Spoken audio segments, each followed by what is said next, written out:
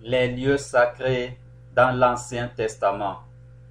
Cet enseignement portera sur l'identification des lieux sacrés dans l'Ancien Testament. Est-ce qu'il y avait vraiment des lieux que Dieu avait déclarés sacrés dans l'Ancien Testament? C'est ça l'objet de notre enseignement. Les lieux sacrés dans la Bible. Dans cet enseignement, nous allons voir comment la Bible présente les lieux sacrés dans l'Ancien Testament d'abord et ensuite dans le Nouveau Testament. Il est très illustratif de constater que la notion de lieu sacré dans la Bible évolue suivant qu'on est dans l'Ancien Testament ou dans le Nouveau Testament. La Bible parle déjà des lieux sacrés dans l'Ancien Testament, mais Jésus vient donc maintenant établir le lieu sacré dans le Nouveau Testament. Si nous commençons par l'Ancien Testament, pour sonder la parole de Dieu et voir ce qu'elle dit des lieux sacrés, nous avons déjà dans un enseignement précédent lu le texte de Exode chapitre 3 du verset 1 au verset 8.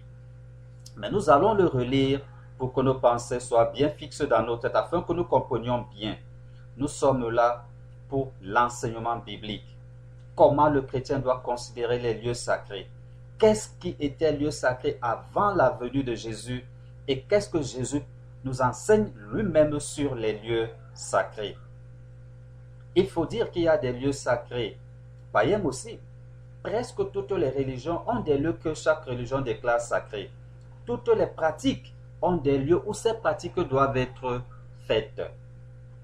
Mais le chrétien ne doit pas tomber dans ces choses diaboliques. Dans Exode chapitre 3, du verset 1 au verset 8, il est écrit: Moïse faisait paître le troupeau de Jéthro son beau-père, sacrificateur de Madian. Et il mena le troupeau derrière le désert, et vint à la montagne de Dieu à Horeb. L'ange de l'Éternel lui apparut dans une flamme de feu, au milieu d'un buisson. Moïse regarda, et voici, le buisson était tout en feu, et le buisson ne se consumait point. Moïse dit: Je veux me détourner pour voir quelle est cette grande vision, et pourquoi le buisson ne se consume point.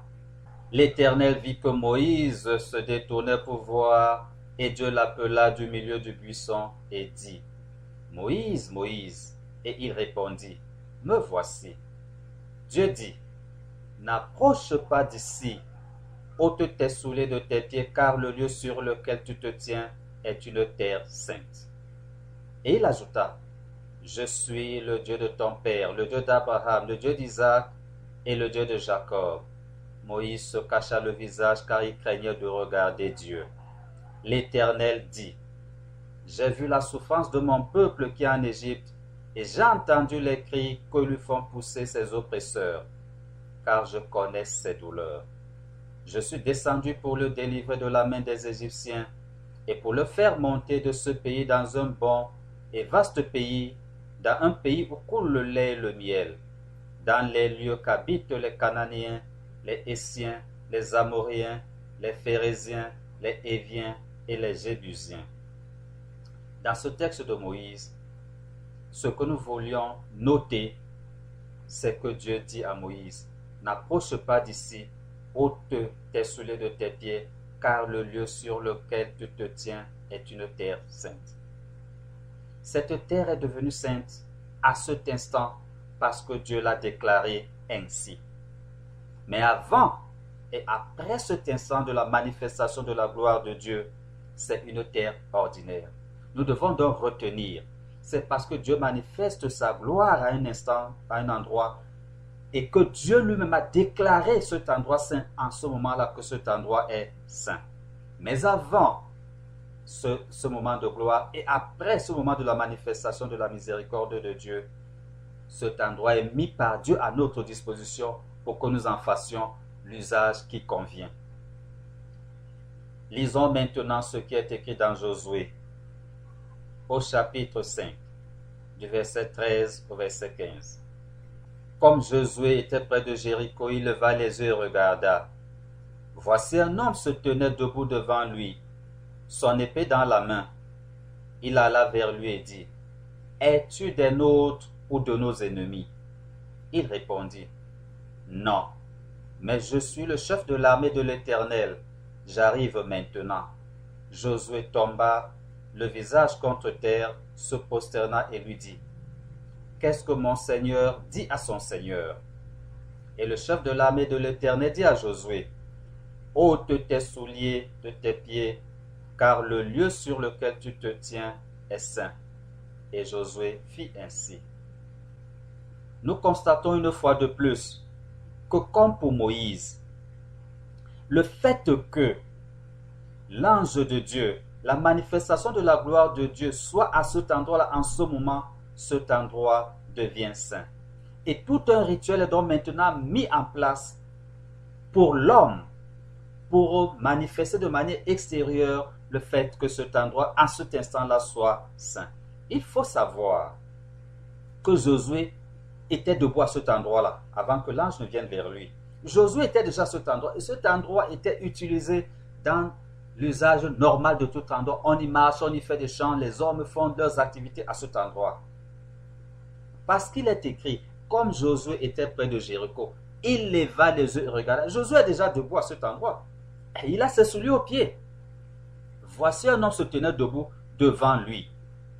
L'ange là est déjà debout. Le chef de l'armée de Dieu est déjà là en présence de Josué. Mais comme il n'a pas encore déclaré que cet endroit est saint, alors Josué n'est pas obligé d'enlever ses chaussures.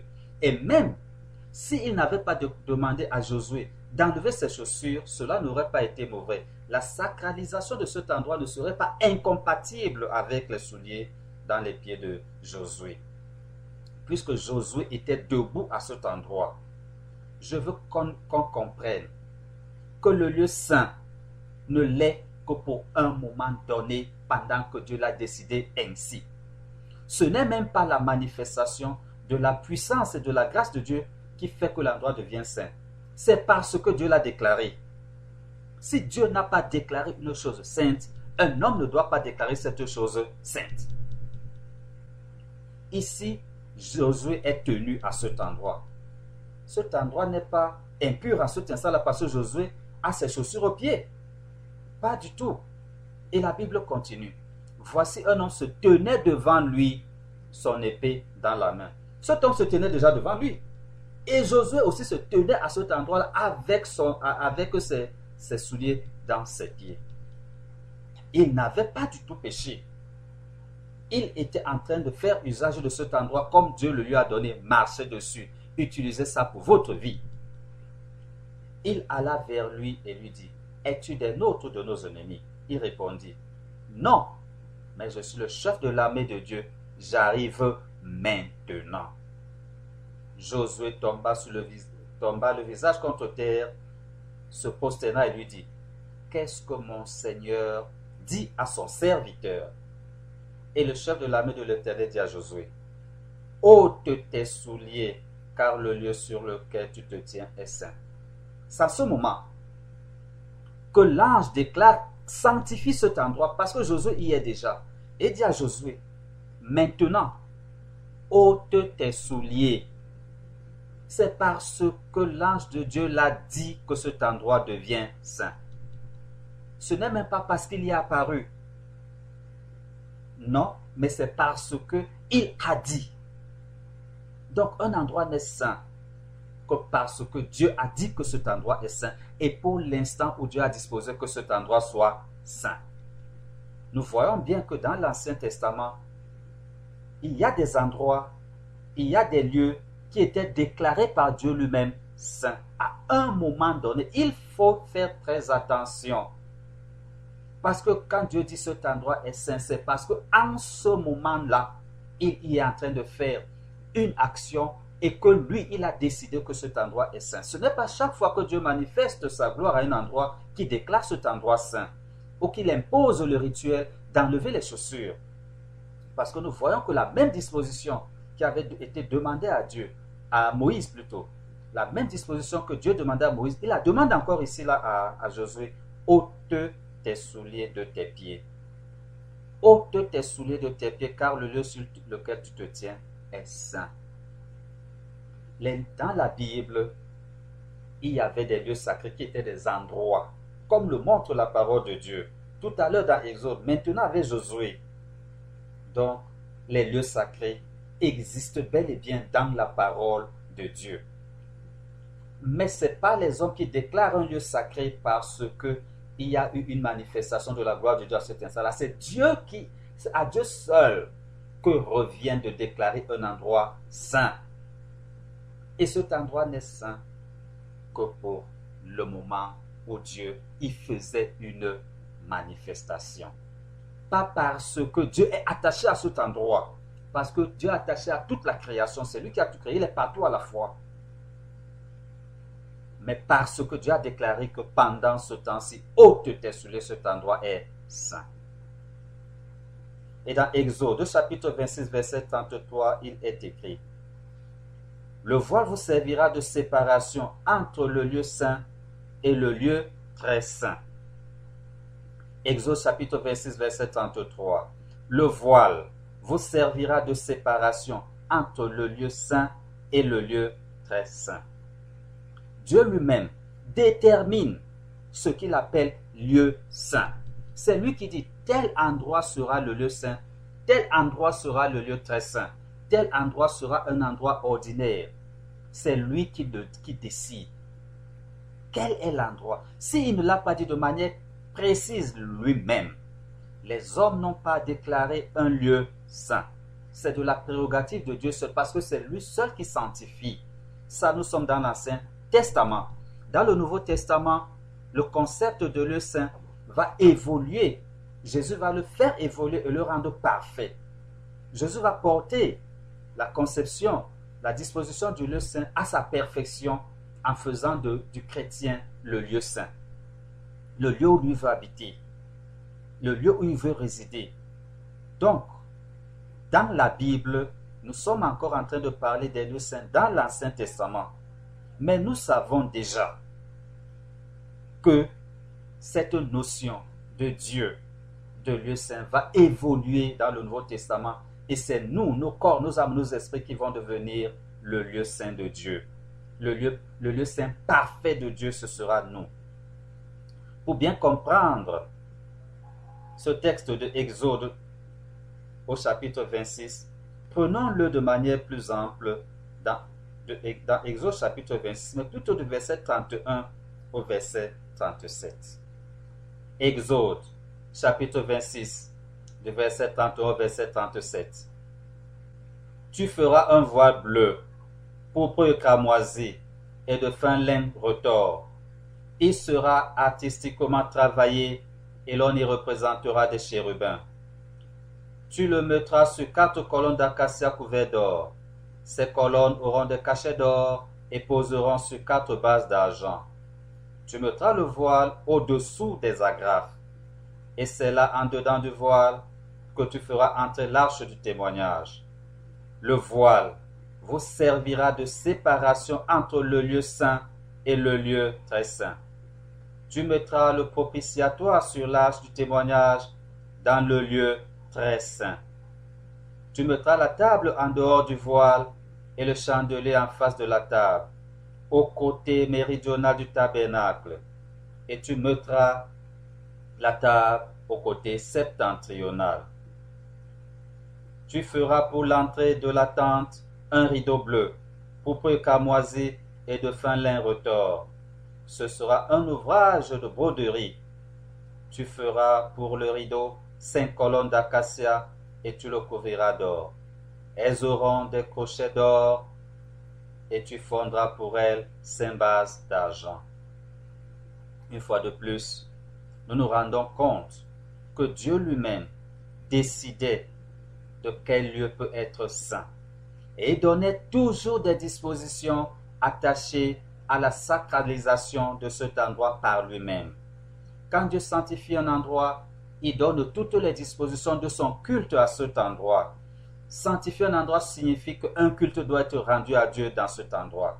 Quand Dieu a sanctifié un endroit, c'est pour le culte. Dans l'Ancien Testament, Dieu lui-même établissait parfois des endroits où le peuple d'Israël devait se rendre pour le rencontrer afin qu'il s'entretienne avec son peuple, ou alors pour que son peuple puisse lui rendre un culte. Dans cet ordre de lieux sacrés de l'Ancien Testament, nous pouvons par exemple citer le mont Sinaï. Après la sortie d'Égypte, pour communiquer avec Moïse ou le peuple d'Israël, Dieu les invitait au mont Sinaï. Voilà ce qui est dit dans Exode chapitre 19, du verset 1 au verset 3. Le 3e mois après leur sortie du pays d'Égypte, les enfants d'Israël arrivèrent en ce jour-là au désert du Sinaï. Étant partis de Réphidim, ils arrivèrent au désert du Sinaï et ils campèrent dans le désert. Israël campa là, vis-à-vis de la montagne. Moïse monta vers Dieu et l'Éternel l'appela du haut de la montagne en disant: Tu parleras ainsi à la maison de Jacob, tu diras aux enfants d'Israël. Donc, pour s'adresser à Moïse, Dieu le faisait monter vers la montagne. Et parce que Dieu y était, cette montagne était une montagne sainte. Mais le Sinaï, avant ça, avait existé. Et le Sinaï a continué à exister après ça. Les hommes y ont continué à mener leurs activités. Mais il avait plu à Dieu que pour s'entretenir avec Moïse ou le peuple, il demandait à Moïse de monter vers lui sur la montagne du Sinaï. Et dans Exode chapitre 19, verset 11, il est écrit: Qu'il soit prêt pour le 3e jour.